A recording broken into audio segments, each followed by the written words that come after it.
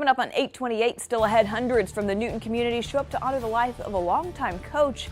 And Lamar University police arrest a student they found through an app. We'll have those headlines next on The Morning Show.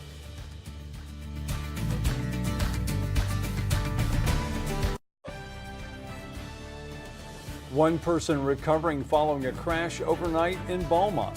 Lamar police crediting an app with a gun-related arrest. And 100 bid farewell to a longtime coach in Newton.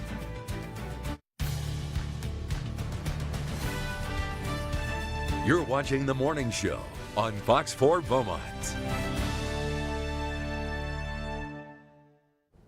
Hi there, 30 minutes past the hour of 8 o'clock. Well, we've kind of extolled the virtues of sunshine all morning long because we got off to a good start. But there are a few clouds kind of floating around out there this morning. It's sort of, whatever view you want to look at. Up at Raymond Country, it was clear. The beach are looking at a lot of clouds. But either way that you look at it, and yeah, here's our camera. It's at Crenshaw Magnet School, right along the coast. And we focus the camera over the Gulf of Mexico. You can see some of the sun's rays, but you can also see the clouds that it had to fight through earlier this morning. Here in Beaumont, we have certainly warmed, and pretty quickly. I mean, we started the morning off in the upper 60s for the most part.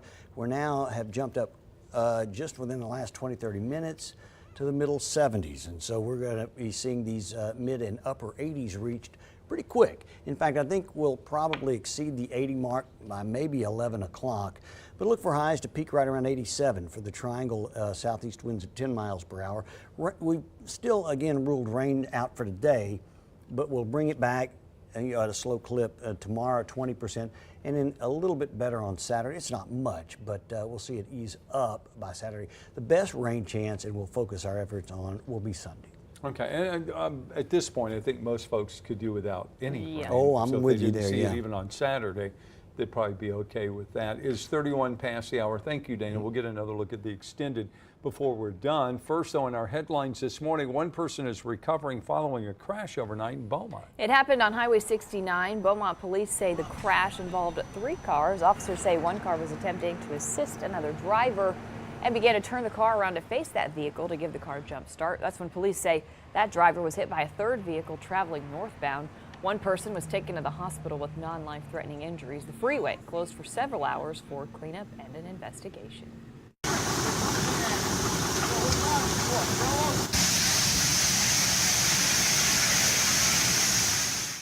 Developing this morning, investigators working to determine the cause of a devastating house fire. What you just saw was a jet of fire erupting from a propane tank outside a home in the Erin community, that's southwest of Jasper. 2 fire departments fought the blaze Tuesday night. The owner was away and no one was hurt. The fire destroyed the home. This story and video comes to us from KJAS Radio. Lamar police are crediting an app with the arrest of a Lamar Institute of Technology student who they say had a gun in his dorm room.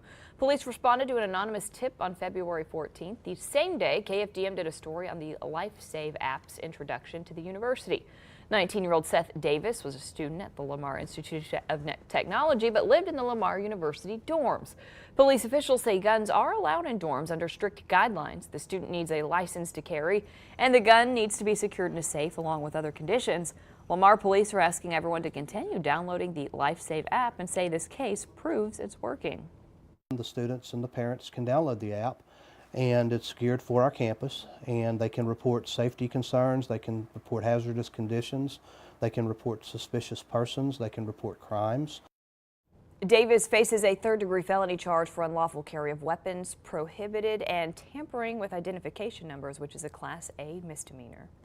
Beaumont police need your help this morning. They're trying to find a man suspected of multiple burglaries. According to police, the man burglarized homes and property, then takes the stolen items to local pawn shops and uses the identification card of somebody in jail to pawn the stolen goods. If you have any information on who this man is or where he may be, you need to contact the Beaumont Police Department at 832-1234 or Crime Stoppers at 833-TIPS. You could be eligible for a cash reward.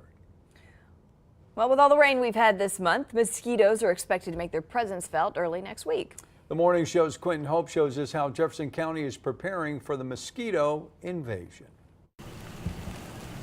Jefferson County Mosquito Control is spraying down storm drains and other mosquito-infested areas early this time of year. The reason being, we've started out pretty wet this month, and I expect that things are going to start picking up. We'll start seeing more mosquito activity. Kevin Sexton of the Jefferson County Mosquito Control says in early May, Jefferson County has already logged more than 8.5 inches of rain, whereas in the months of February and March, more than 4.5 inches of rain below normal. You get the picture? More rain means more mosquitoes. Watch out and don't let them eat on you. Cheryl Hale has lived in Beaumont all her life. She says she enjoys the outdoors and not letting a few mosquitoes ruin something she says you can't do anything about, especially for those who aren't accustomed to Southeast Texas' pesky insects. My aunt used to laugh at me. She lived in Minnesota, and we'd look for snakes and mosquitoes, and she laughed. It gets 40 below, she said. Why would we have those? For her, to enjoy the outdoors without being eaten by mosquitoes is simple. You have to come in earlier and spray good. We're going to try to knock them down as soon as we can, but we start from behind. We can't start ahead. We always have to wait till they're out before we start spraying. So we're trying to play catch up. So it's going to be a few days before we can start getting on top of it. In Beaumont, Quentin Hope, The Morning Show. Mosquito control crews say it's important. Remember to keep your lawns and gutters clean and free of excess standing water. Well, more than 50 cyclists in Beaumont participated in the 2019 Ride of Silence. It's a day where cyclists ride to honor those who have been hit by cars. Yeah, it's an annual event worldwide. KFTM's Cassidy Wood reports on how this has affected Beaumont riders. Cyclists gathering together in front of Kickstand Bike Shop in Beaumont to ride in a worldwide annual event honoring those who've been struck by vehicles. This hits close to home for Kickstand store owner Kathy Grantham got killed in 2004. She was in my store the day before it happened. A man hit her and killed her.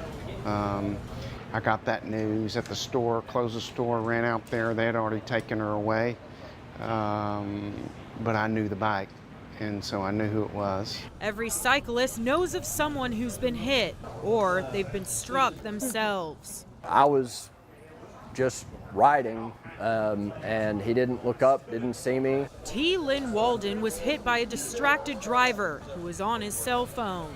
And came through the intersection and caught me from the side and just threw me. I was really fortunate because no part of my body hit the car, but my body hit plenty of pavement. He says the worst part was having to call his wife from the back of an ambulance. But even if a cyclist hasn't been hit, The close calls are always there. It's something we deal with all the time on the road. which is why events like these are important, riding to raise awareness. Reporting for The Morning Show, I'm Cassidy Wood. In 2016, over 18,000 cyclists worldwide were injured in road accidents. 3,500 were killed or seriously injured. 8:37. Finally this morning, a new museum on a mission to tell the story of Lady Liberty. The Statue of Liberty Museum opens this week, just steps away from the statue. The 26,000 square feet museum contains theater space, exhibits, and artifacts taken from the base of the statue. Yeah, artifacts like Lady Liberty's original torch on display in a glass room overlooking the actual Statue of Liberty.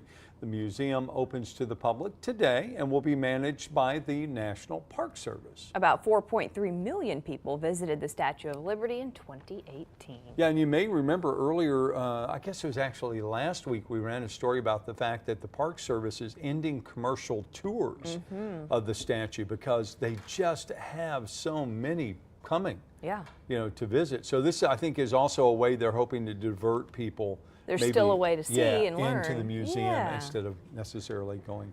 I did not know this. I did not remember this. Do you know who created the frame for the Eiffel Tower? I mean, I just gave it away. Statue of Liberty. The same man who built the Eiffel Tower. Oh, really? Yeah, I didn't realize that till the other day. I didn't know that either. All right, 38 past the hour.